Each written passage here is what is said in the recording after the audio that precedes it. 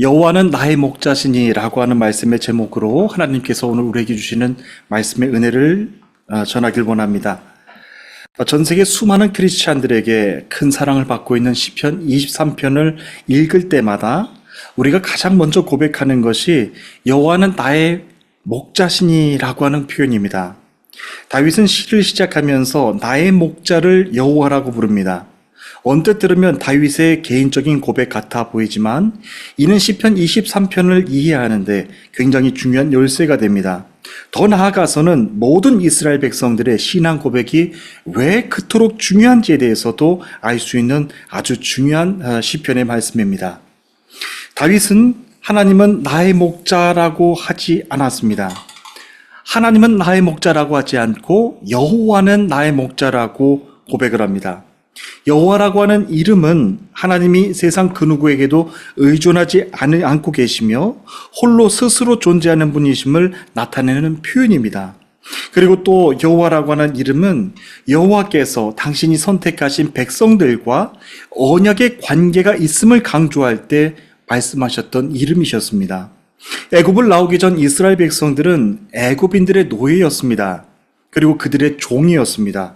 그 기간이 꼬박 430년을 채웠던 시간이었죠.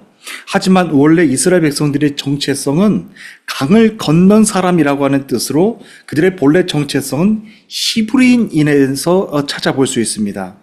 강을 건넌 사람이란 뜻으로 아브라함이 첫 번째 히브리인이었습니다. 아브라함은 갈대아 우르를 떠나 유프라테스 강을 건너서 가나안 땅을 건너갔기 때문에 강을 건너온 사람이라고 해서 지금까지 우리는 히브리인이라고 부릅니다. 다시 말하면 이스라엘 백성들이 히브리인이라고 불려지게 된 가장 근본적인 배경은 그들이 하나님의 언약의 백성들이었다라고 하는 겁니다. 하나님의 언약을 가지고 살았던 민족이었기 때문에 그들은 하나님이 아브라함에게 언약하셨던 가나안 땅을 바라보게 됐고 결국 유프라테스 강을 건너서 언약의 땅 가나안 땅까지 들어갔던 것이죠. 그러니까 이스라엘 백성들의 원래 정체성은 아브라함부터 시작된 히브리인이었습니다. 그런데 어느 순간부터인가 이스라엘 백성들은 그 히브리인에 대한 정체성을 잊어버리고 살게 됩니다. 여러분, 그 결정적인 요인은 430년 동안 애굽에서 노예로 살게 되었던 게 가장 큰 영향을 미쳤을 것입니다. 이스라엘 백성들은 더 이상 우리는 하나님의 언약을 쫓아가는 히브리인이 아니라 애굽의 노예라고 하는 정체성을 갖고 사는 게 더 맞다고 하는 인식이 그들 사이에 팽배해지게 됐습니다. 바로 그 상황에서 우리가 절대로 놓쳐서는 안 되는 것 한 가지가 있습니다. 히브리인이라고 하는 정체성은 강을 건넜다고 해서 생기는 것이 절대로 아니라고 하는 것입니다. 강을 건넌 사람을 가리켜서 히브리인이라고 말을 하지만 강 하나를 건넜다고 해서 히브리인의 정체성은 절대로 생기는 것이 아니라고 하는 겁니다. 강을 하나 건너기는 했지만 그렇다고 해서 히브리인에 대한 정체성을 갖고 사는 것은 아닙니다. 하지만 하나님의 언약을 가슴에 품고서 어떤 상황에서도 믿음의 힘으로 모든 과정들을 이겨나가면서 결국에는 하나님의 언약이 성취될 것을 믿고 가나안 땅을 들어가기 위하여서 유프라테스 강을 건너가게 될 때 그제서야 히브리인의 정체성은 완성된다라고 하는 것입니다. 하나님은 창세기 15장에서 아브라함과 언약을 맺으시면서 이 같은 말씀을 하셨습니다. 너는 반드시 알라. 내 자손이 이방에서 객이 되어 그들을 섬기겠고 그들은 400년 동안 내 자손을 괴롭히리니 그들이 섬기는 나라를 내가 징벌할지며 그 후에 내 자손이 큰 재물을 이끌고 나오리라 라고 말씀하셨습니다. 이스라엘 백성들은 하나님께서 말씀하신 대로 430년 동안 이 세상에 음란하고 더러운 우상을 숭배하고 있던 애굽인들의 종으로 살았습니다. 그리고 그들을 섬겨야만 했습니다. 그 400년의 시간 동안 애굽인들은 이스라엘 백성들을 매우 고통스럽게 했고 괴롭히고 매우 힘들게 했습니다. 그리고 하나님은 온전히 그 기간 동안 침묵하셨습니다. 그때 하나님이 침묵하셨던 이유는 이스라엘 백성들을 버리셨기 때문이 아니라 당신이 말씀하신 대로 모든 과정 하나하나까지도 아브라함과 맺으신 언약을 그 과정 속에서 완전히 이루시기 위한 침묵이셨습니다. 여러분, 언약이 성취된다라고 하는 것은 결과만을 뜻하는 것이 아닙니다. 하나님께서 말씀하셨을 때 그 모든 과정들이 다 성취돼야 그 모든 언약들이 완전히 성취되는 것이죠. 예수님의 구원 사역도 마찬가지셨습니다. 예수님께서 구원의 모든 언약들을 이루시기 위하여서는 십자가에서 죽으시는 것이 중요한 것이 아니라 십자가의 모든 고난들을 겪으신 이후에, 죽음에서 완전히 죽은 이후에, 그 죽음의 권세를 이기신 이후에 부활의 권세를 가지고 이기셨을 때 예수님의 사역은 완전히 이루어졌다라고 하는 것이죠. 출애굽의 사건도 마찬가지입니다. 히브리인이 되는 모든 과정들도 하나님께서 아브라함에게 언약하셨던 그 모든 과정들이 이루어졌을 때 히브리인의 정체성을 가질 수 있다라고 하는 겁니다. 하나님께서는 그 모든 과정들을 이루시기 위하여서 이스라엘 백성들과 타협하거나 의논하거나 회의하지 않으셨어요. 그 모든 과정들, 아브라함에게 약속하셨던 그 모든 과정들을 이루시기 위하여서 온전히 침묵하셨다는데 우리는 집중해야 됩니다. 이스라엘 백성들이 이방에서 객이된 것도 하나님이 아브라함에게 말씀하신 언약을 이루기 위한 침묵이셨습니다. 무려 430년 동안이나 애굽인들에게 괴롭힘을 당하고 억울함과 원통한 일까지도 그냥 운이 없어서 겪게 된 것이 아니라고 하는 겁니다. 하나님이 아브라함에게 하셨던 언약의 말씀을 완전히 그 과정들까지도 다 이루시기 위한 침묵이셨다라고 하는 겁니다. 하지만 참으로 안타깝게도 정작 이스라엘 백성들은 애굽인들의 노예로 그토록 고통스러운 400년의 시간을 지나면서 하나님의 아브라함에게 하셨던 언약을 까마득하게 잊고 살게 됩니다. 하나님이 이스라엘 백성들에게 오랜 시간 동안 말씀하시지 않았기 때문입니다.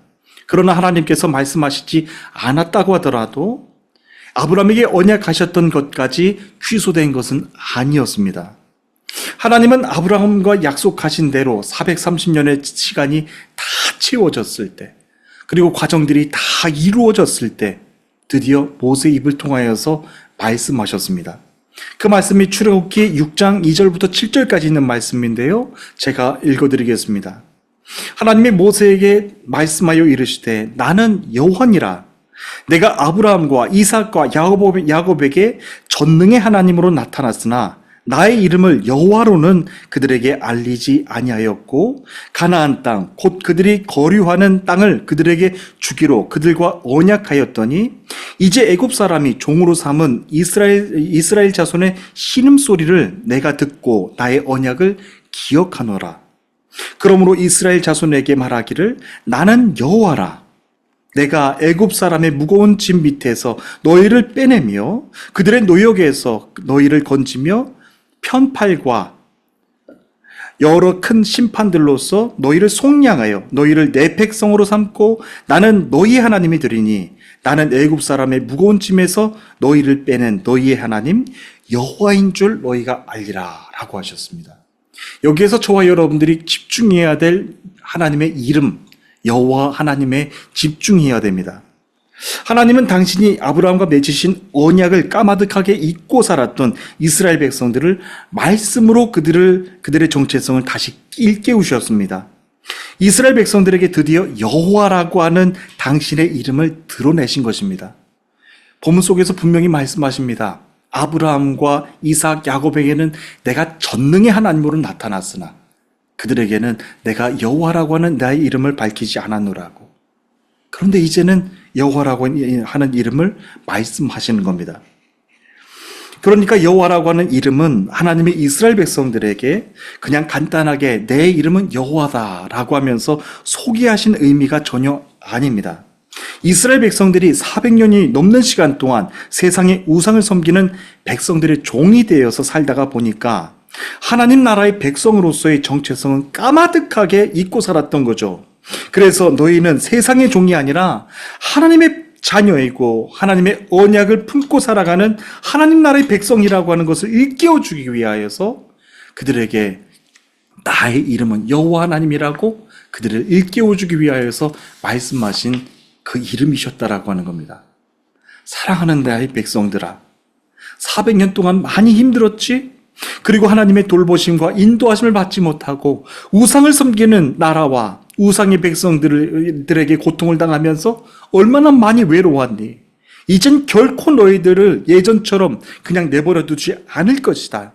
나는 너희를 창조한 여호와 하나님이다.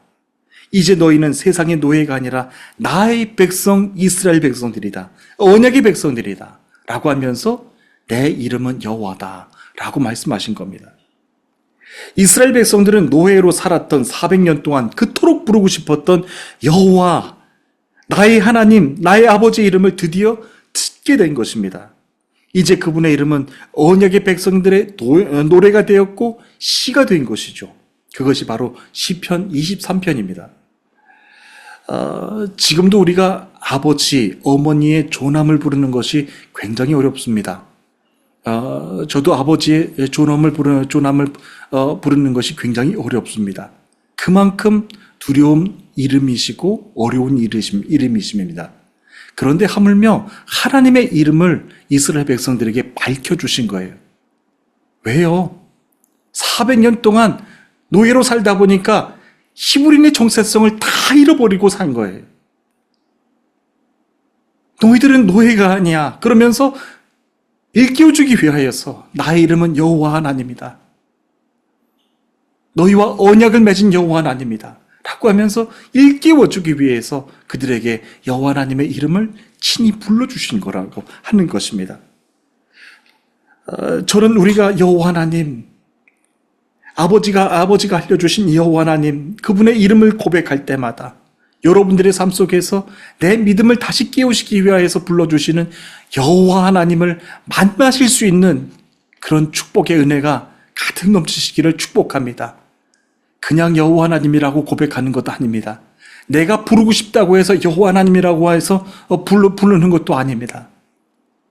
그 이름은 어려운 이름이시고 두려운 이름이시고 우리들에게 참 가까이 할 수 없는 그런 존엄한 이름이시지만 여호와 하나님은 히브리인의 정체성을 일깨워 주시기 위하여서 언약을 찾아 따라 나서는 강을 건넌 자로서의 그 정체성을 회복하시기 위하여서 여호와 하나님이라고 하는 이름을 우리들에게 들려주셨다라고 하는 거예요.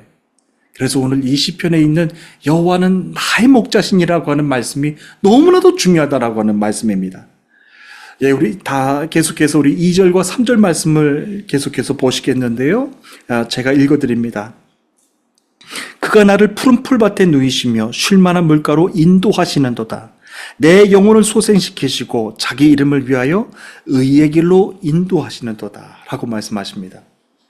믿음의 성도들의 입술에서 여호와라고 하는 이름이 고백되어지기 시작을 하면 저들의 삶 속에는 분명한 변화가 찾아옵니다. 우리가 그냥 어떨 때는 하나님이라고 부르고 어떨 때는 여호와라고 부르고 그러지만 여러분 절대로 그런 것 아닙니다. 나의 믿음의 정체성, 언약 백성으로서의 정체성을 일깨워주기 위하여서 여호와 하나님께서 스스로 고백해 주신 이름, 그분의 이름이 여호와 하나님이신데 이제 그 여호와 하나님의 이름을 우리가 입술로 스스로 고백하는 거예요. 그 여호와 하나님의 이름을 고백하여지기 시작을 하면 우리들의 삶 속에는 분명한 변화가 찾아오기 시작을 합니다. 여호와를 고백하는 사람이 되고 내 믿음의 정체성을 내가 스스로 고백하면서 일깨우는 사람이 되는 거예요. 나는 세상의 노예가 아니야. 나는 세상의 일반인도 아니야. 나는 하나님의 언약을 품고 살아가는 언약 백성이고 하나님 나라의 백성이다 라고 하는 것을 다시 한번 그 고백 속에서 일깨우게 되는 겁니다. 여호와를 고백하는 사람들마다 삶에는 분명한 변화가 나타납니다. 그들의 영혼은 세상에서 가장 안전한 휴식을 경험하면서 살게 됩니다. 우리가 똑같은 휴식을 갖는다고 하더라도 세상에서 경험하는 쉼은 안전한 쉼이 되질 못합니다. 이렇게 어렵고 힘든 시기에 하루 정도는 쉬어도 될까? 아니, 이틀 정도는 괜찮을 거야 라고 하면서 쉬면서도 계속해서 불안한 마음이 가라앉지를 않는 거예요. 저희를 계속해서 개척했을 때부터 끊임없이 중보해 주시고 그리고 헌금으로도 매번마다 선교 헌금을 보내주시는 귀한 성도님들이 많이 계십니다. 그런데 그 가운데 한 분을 제가 여러분들께 소개해드리고 싶은데 그분의 이름을 여러분들께는 말씀드리지 못하지만 그분에 대해서 말씀을 드리고 싶습니다. 아주 큰 사업을 하시는 분이신데 주일이 되면 꼬박 하나님의 일을 위하여서 자신의 사업장을 쉬십니다.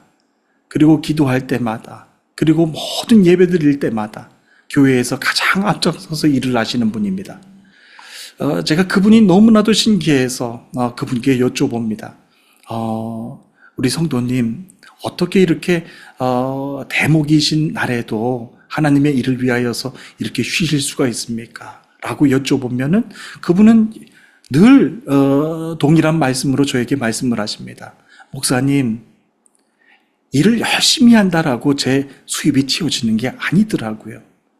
하나님께서 내 사업장을 지켜주시고 하나님께서 내 사업장에 축복을 주셔야지 내 사업장이 축복이 수입이 늘어나기 시작을 하더라고요. 그렇기 때문에 저는 세상의 일을 하면서도 세상 일이라고 생각하지 않아요. 하나님께서 이 일을 축복해 주시고 하나님께서 이 사업장을 지켜주심으로 말미암아 이 사업장이 번창하고 점점 더 사람들에게도 좋은 평이 늘어간다고 생각을 해요.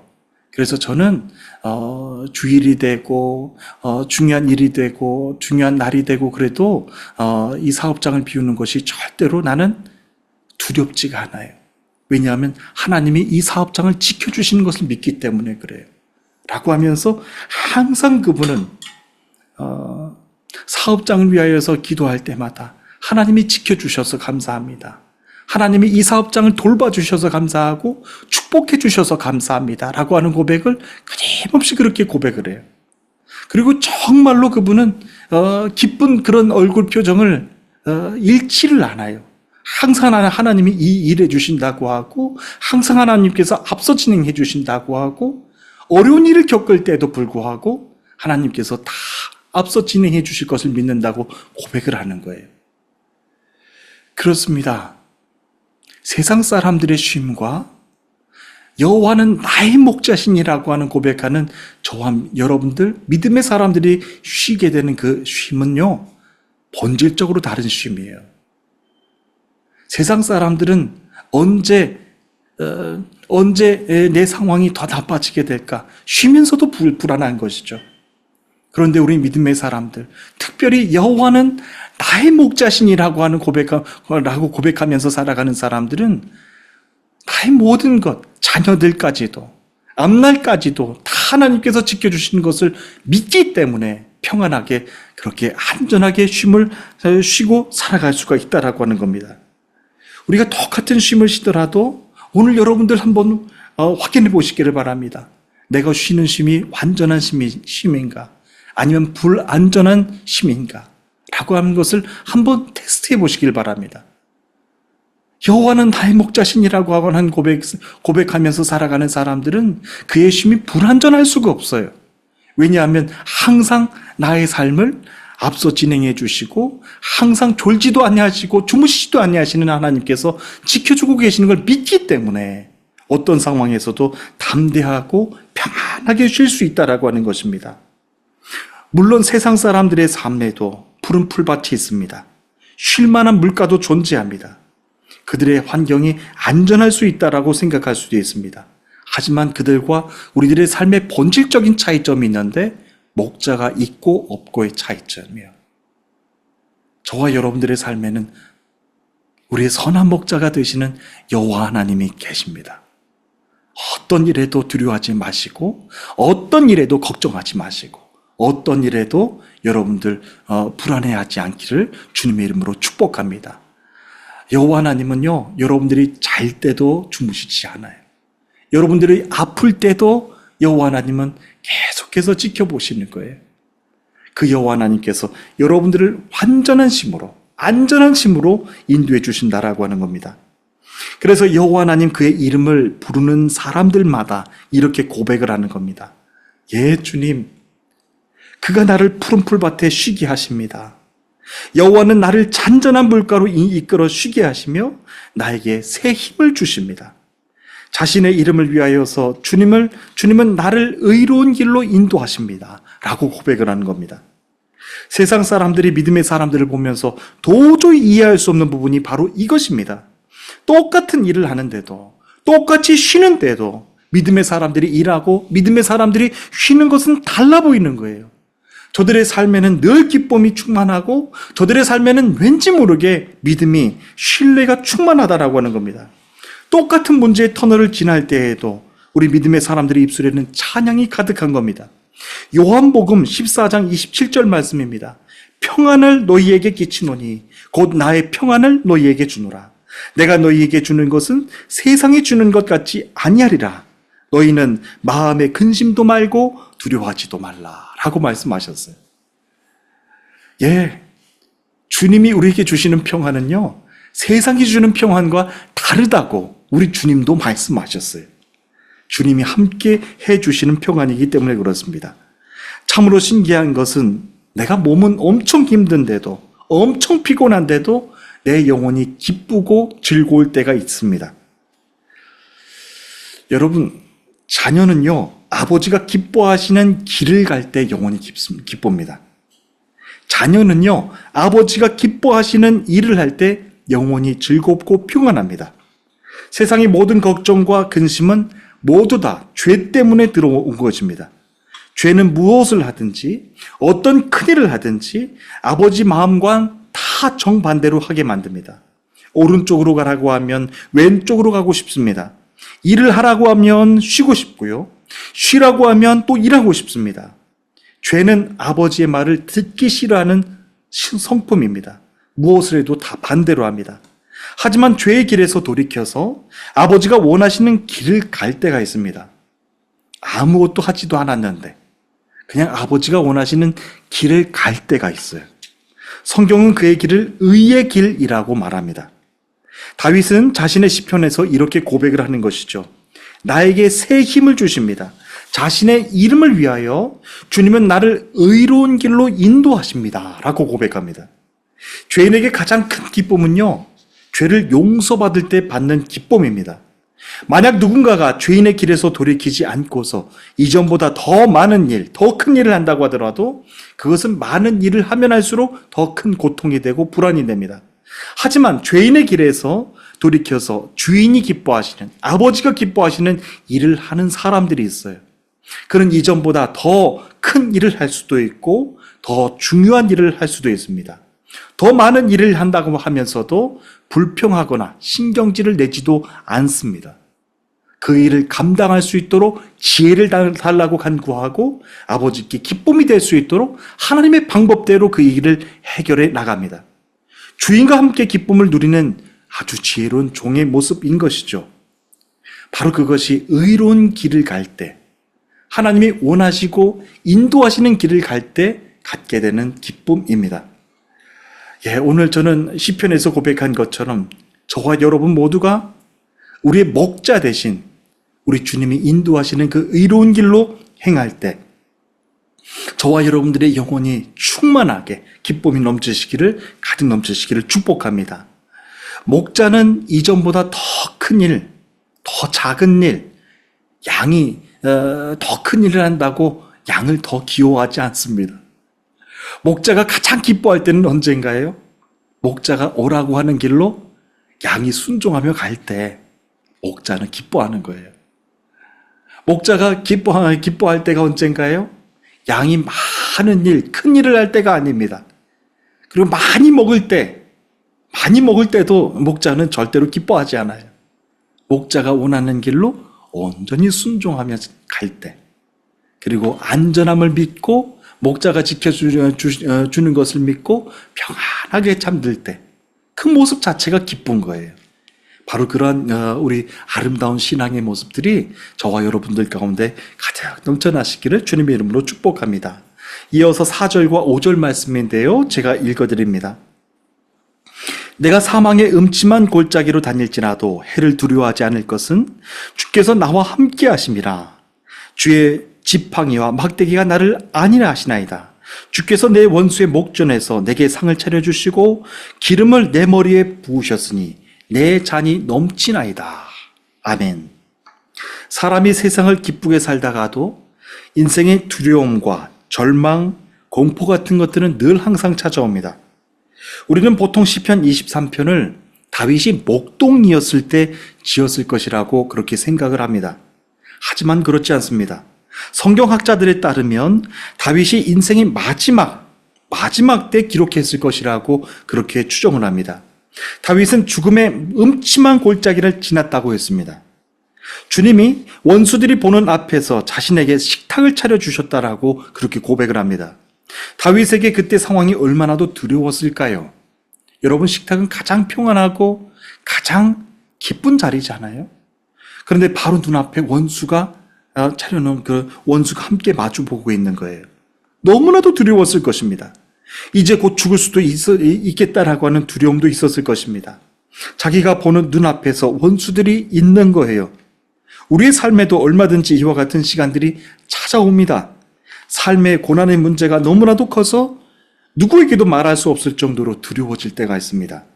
이러한 문제는 열심히 일하고 있는 가장에게도, 성실하고 정직하게 일하고 있는 우리 자녀들에게도, 아내들에게도, 자녀들에게도 언제든지 찾아올 수 있는 문제입니다. 그와 같은 때 다윗은 우리 모두가 가장 안심할 수 있는 고백을 합니다. 자신의 인생에서 이제 곧 죽을지도 모르는 그 죽음의 골짜기로 다닌다고 할지라도 나는 두렵지 않다라고 하는 겁니다. 주님의 막대기와 지팡이가 나를 든든하게 지켜주신 것을 믿고 있기 때문에 그렇습니다. 막대기와 지팡이는요, 겉으로 보면 비슷합니다.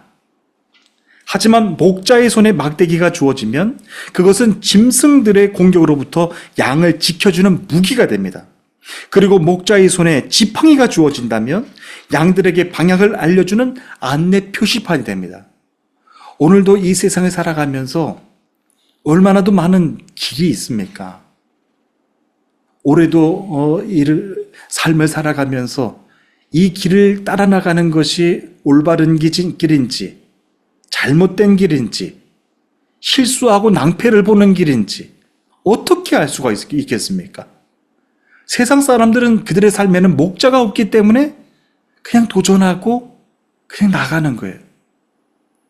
그런데 우리 언약을 품은 믿음의 백성들의 삶에는 목자가 계시는 거예요. 똑같은 모양이라고 할지라도 목자의 손에 들려지면 막대기가 여러분들을 지켜주는 무기가 되고요, 목자의 손에 들려주면 여러분들을 온전한 길로, 의로운 길로 인도해주는 의의 지팡이가 되어준다라고 하는 말씀입니다. 그러니까 얼마나도 우리들의 삶이 안전할 수가 있나요? 이스라엘 백성들이 출애굽하면서 가나안 땅까지 걸어갔던 시간은 좋기 40년이 걸렸습니다. 걸려도 너무 많이 걸렸습니다. 해안 도로를 따라간다라고 하면 아무리 느린 노인의 걸음이라고 할지라도 7일 정도면 걸어갈 수 있는 아주 가까운 거리입니다. 그런데 하나님은 일부러 이스라엘 백성들을 시내 반도를 빙빙 돌아가게 만드셨어요. 하나님의 마음을 모르는 사람들은 모세의 지팡이가 이스라엘 백성들을 잘못 이끌었다라고 불평할지도 모릅니다. 하지만 하나님의 마음은 출애굽을 무사히 마칠 수 있도록 이스라엘 백성들에게 가장 안전한 길로 이끌어 주셨다라고 하는 겁니다. 출애굽기 13장 17절 말씀입니다.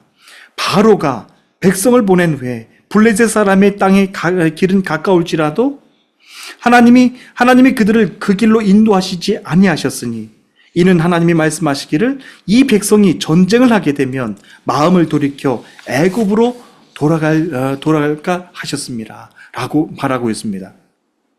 이스라엘 백성들은 430년 동안 애굽의 노예들이었습니다. 그들은 기껏해야 곡괭이와 삽 같은 걸로 싸우는 것이 전부였을 것입니다.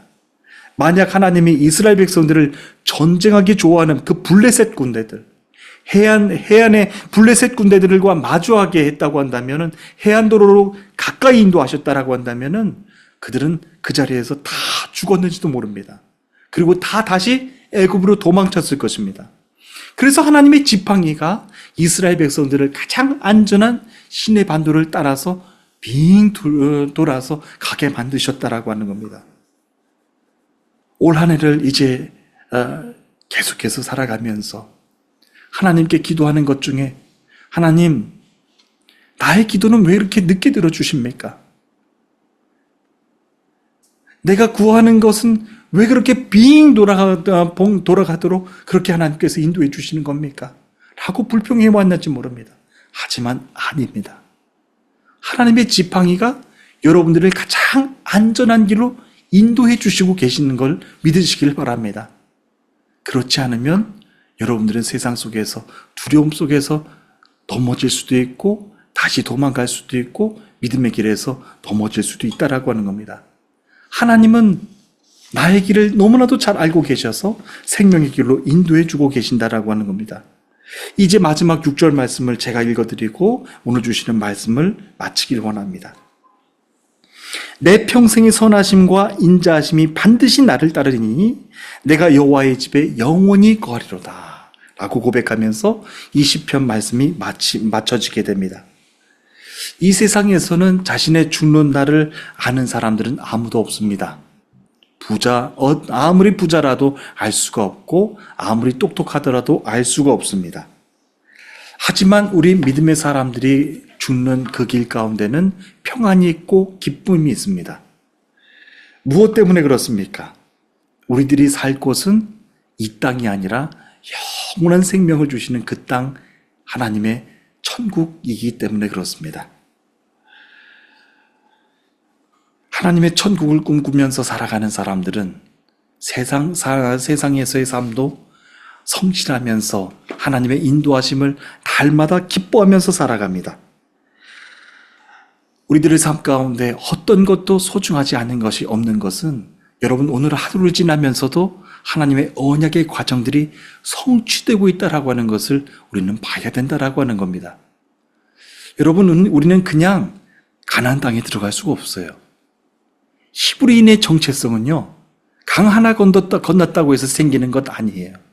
고난을 겪으면서도 하나님께서 나를 지켜주시는 것을 믿고 하나님께서 나에게 선한 길로 인도해 주시는 것을 믿고 온전히 의지하면서 나아갈 때, 하나하나 하나님께 의지하면서 나아가게 될 때, 그리고 언약의 땅을 들어가기 위하여서 이제 그 강을 건널 때, 그제서야 비로소 히브리인의 정체성은 완성된다라고 하는 겁니다. 우리가 다시 이스라엘 그때 그 시대로 돌아갈 필요는 없을 거예요. 여러분들의 삶 속에서 오늘 이 시간 어떤 일을 겪고 있는지 하나님은 다 알고 계신다라고 하는 겁니다. 여러분들이 평안하게 잘 수 있도록 우리 선한 목자 되신 예수님은 밤에도 주무시지 않고 여러분들을 돌봐주고 계십니다.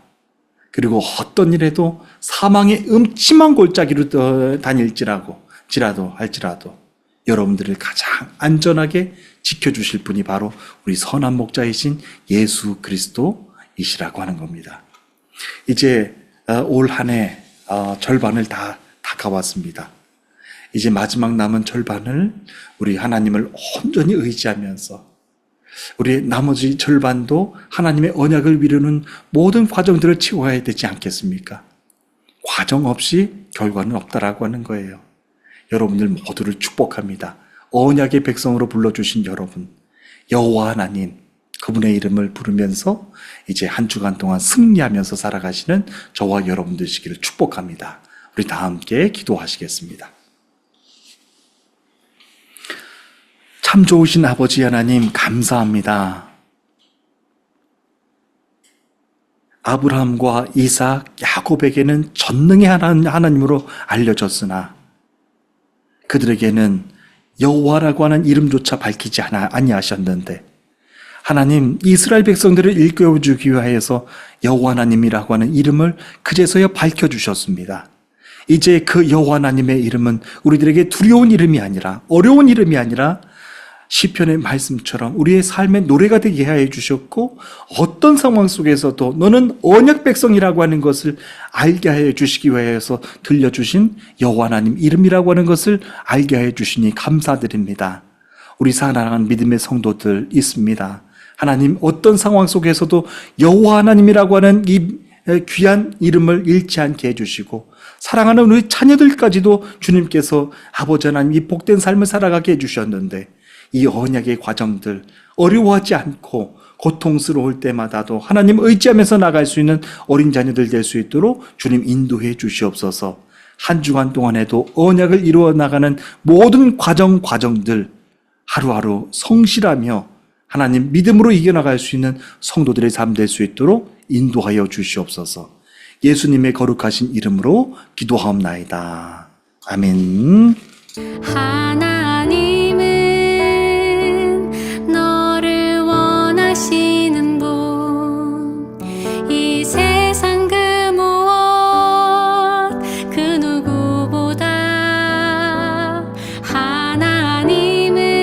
하나님은 너를 원하시는 분, 너와 같이 있고 싶어 하신단다.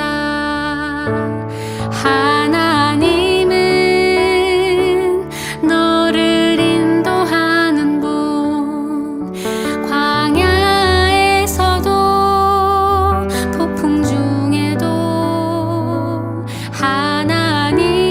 하나님은 너를 인도하는 분, 푸른 초장으로 인도하신단다.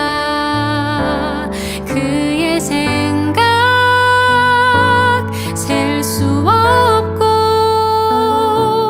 그의 자비 무궁하며